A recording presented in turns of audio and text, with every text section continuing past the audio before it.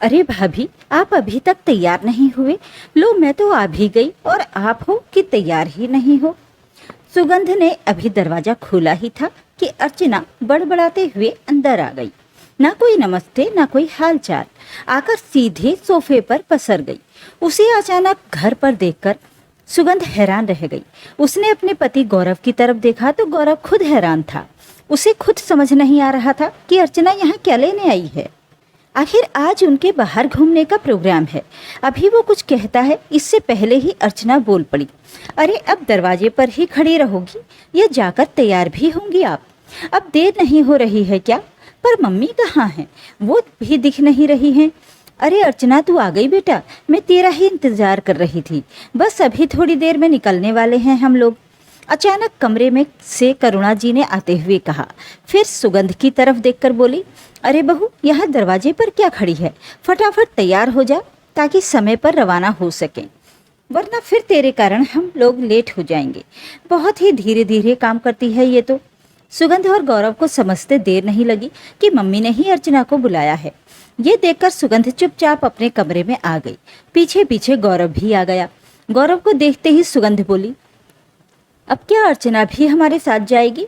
इसकी शादी हो चुकी है, फिर भी हर जगह ये हमारे साथ ही जाती है, जबकि कुंवर साहब घुमाने फिराने में कोई कमी नहीं छोड़ते।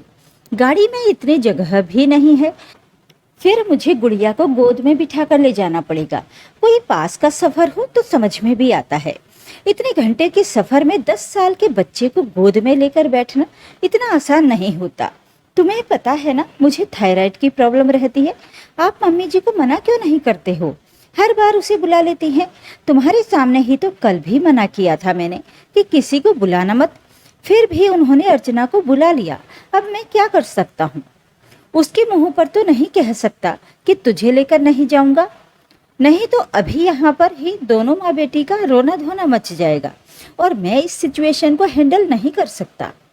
गौरव ने हाथ जोड़ते हुए कहा, किसी को मत बुलाना से क्या मतलब? साफ साफ कहो ना उनसे कि अर्चना को मत बुलाया करो। जब हमें कहीं जाना होता है तो हमारे पास छोटी कार है, उसमें हमारे ही बैठने की व्यवस्था होती है, वो और आ जाती हैं। सुगंध ने कहा, साफ साफ कैसे कह दूं? मुझे जवाब नहीं देंगे कि अपनी बहन को देखकर चिढ़ने लगा है। अब क्या बहन तेरे परिवार का हिस्सा नहीं है? तुम्हें पता है ना, मुझसे ज्यादा मम्मी अर्चना का फेवर लेती हैं। गौरव ने कहा, मुझे नहीं पता, या तो आप साफ साफ कह दो, नहीं तो एक नई बड़ी कार ले लो, नहीं तो फिर मुझे ही घर छोड़ जाया करो। सुगंध ने कहा। अभी दोनों बहस कर ही रहे थे कि बाहर से करुणा जी की आवाज आ गई। अरे, अंदर बतियाते ही रहोगे या फिर चलोगे भी? हमेशा का नाटक है, कभी टाइम से नहीं निकलते। देखा, अब तो मम्मी भी आवाज लगाने लग गई हैं। अब चलो भी, गौरव ने कहा और बाहर आ गया और चाबी उठाकर बाहर निकल गया। उसके बाहर जाते ही अर्चना और करुणा जी भी पीछे पीछे बाहर आ गई। इधर सुगंध को गुस्सा तो बहुत आ रहा था, पर करती भी क्या? करुणा जी की आदत थी, जब भी कहीं जाना होता अपनी बेटी अर्चना को बुला लेती और अपने साथ ही ले चलती, जबकि अर्चना के ससुराल में कोई कमी नहीं थी। उसके पति उसे कहीं भी घुमाने में कमी नहीं छोड़ते थे। फिर भी करुणा जी के एक फोन पर ही अर्चना मायके आ जाती थी, बिना ये सोचे कि भैया भाभी को परेशानी होती होगी। सारा खर्चा आखिर वही लोग करते थे। ऊपर से कोई इतनी बड़ी कार भी नहीं थी, छोटी सी कार थी जिसमें 5 लोग ही बैठ सकते थे, और इस कारण अक्सर सुगंध को अपनी बेटी को गोद में लेकर बैठना पड़ता था, क्योंकि अर्चना और करुणा जी तो आराम से बैठकर रवाना हो जाती थी। पर सुगंध की तबीयत ठीक नहीं रहती थी। उसे हाइपर थायराइड था तो उसे परेशानी होती थी। खैर, इधर सुगंध ने सोचा कि अब तो कुछ ना कुछ करना ही पड़ेगा, ऐसे काम नहीं चलने वाला। एक बार इन लोगों को बताना ही पड़ेगा कि उसे कैसा लगता है।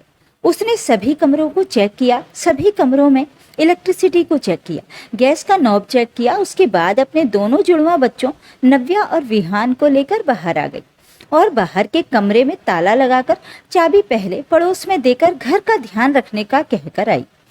उसके बाद आकर कार में बैठ गई। करुणा जी तो गौरव के पास कार की अगली सीट पर बैठ गई, जबकि पीछे की खिड़की वाली एक सीट पर अर्चना कब्जा करके पहले ही बैठ गई। विहान बीच में आकर बैठ गया। अब नव्या कहाँ बैठती? तो सुगंध उसे गोद में लेकर बैठ गई। इधर 15 मिनट का सफर तय ही किया था कि सुगंध ने गौरव से गाड़ी रोकने को कहा। इतने में करुणा जी ने कहा, बहू अभी तो हम बहुत दूर हैं, ऐसे बीच बीच में गाड़ी रुकवाओगी तो भला कैसे काम चलेगा। मम्मी जी मेरे पैरों में बहुत दर्द हो रहा है, मैं नव्या को अपनी गोद में और नहीं बिठा सकती। आप एक काम कीजिए, या तो आप नव्या को लेकर बैठ जाइए या फिर दीदी लेकर बैठ जाएंगी। सुगंध ने कहा, अरे कैसी माँ है तू, अपने बेटी का बोझ तक नहीं संभाल सकती। करुणा जी ने कहा, मम्मी जी आपको जो कहना है कहो, पर आपको पता है ना कि मुझे हाइपरथायराइड है, मैं ज़्यादा देर तक नव्या को अपने पैरों पर लेकर नहीं बैठ सकती। अगर आप अपनी गोद में बिठा रही हो तो ठीक है, नहीं तो वापस चलो या मुझे यहीं छोड़ दो, मैं किसी ऑटो से वापस चली जाऊंगी।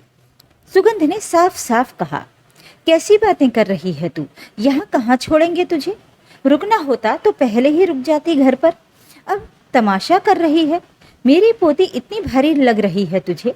करुणा जी उसे डांटने लगी। ये सुनकर नव्या ने कहा, अरे तो दादी आप बिठा लो ना मुझे, जैसे बचपन में बिठाती थी। एक बार तो करुणा जी ने कहना चाहा कि बचपन में तो तू छोटी थी, लेकिन अब तो बड़ी हो गई है, पर कैसे कहती, इसलिए उसे आगे बुला लिया और अपनी गोद में बिठा लिया। लेकिन उम्र का तगादा था कि 15-20 मिनट होते होते उनके पैरों में भी दर्द होना शुरू हो गया। नव्या बेटा तू तेरी बुआ की गोद में जा, मेरे पैर में तो अब दर्द होने लगा है, अचानक उन्होंने नव्या से कहा। सुनकर गौरव को भी हंसी आने लगी, लेकिन बेचारा अपनी हंसी दबाता रहा। अर्चना ने उसे अपने पास बुला लिया और अपनी गोद में बिठा लिया। जैसे तैसे 1 घंटे का सफर पूरा हुआ। तब अर्चना ने कहा, भैया और कितनी देर का सफर है, थोड़ी देर कहीं रोक लो ना, मेरे पैरों में भी नव्या को बिठाए बिठाए दर्द होने लगा है। अरे बहन अभी तो 1 घंटे का सफर और बाकी है, गाड़ी में इतनी ही जगह है, अब एडजस्ट करते हुए चलना ही पड़ेगा ना। तुम्हारी भाभी तो अब इसे गोद में बिठाने से रही, तुम्हें तो पता ही है ना उसे थायराइड है, अगर वो बीमार पड़ गई तो अपने घर की 2-3 दिन की व्यवस्था बिगड़ जाएगी, अब मम्मी से तो काम होता नहीं है, गौरव ने कहा। पर बेटी को परेशान देखकर करुणा जी ने वापस नव्या को आगे बिठा लिया। पूरे रास्ते दोनों माँ बेटी थोड़ी थोड़ी देर उसे अपनी गोद में बिठाती रही थी। वहां उतरकर भी दोनों के पैरों में दर्द हो रहा था। वापस आते समय भी सुगंध ने नव्या को गोद में नहीं बिठाया। घर पहुंचकर दोनों माँ बेटी पसर गईं। अपने पैरों को दबाते हुए करुणा जी बोली, अरे मेरे पैर में तो बहुत दर्द हो रहा है, इस बार का सफर तो वाकई दुखदाई हो गया।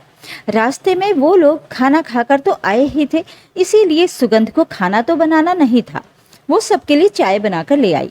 इतने में गौरव ने अर्चना से कहा, दीदी मैं सोच रहा हूँ अगले महीने भी यहीं घूम कर आएंगे, कहो आप भी चलोगी क्या। तेरी इस कार से मुझे तो माफ ही कर दे, अर्चना धीरे से बड़बड़ाई, फिर बोली, नहीं अगले महीने मुझे कुछ जरूरी काम है, मैं तो नहीं जा पाऊंगी, तुम ही लोग चले जाना, वैसे भी मैं निकल रही हूँ, मुझे भी देर हो रही है। कहकर अर्चना थोड़ी देर बाद कैब से अपने घर रवाना हो गई। लेकिन उस दिन के बाद से करुणा जी ने भी कहीं जाना हो तो अर्चना को बुलाना बंद कर दिया। आखिर ऐसा सफर किस काम का जो दुखदाई हो जाए।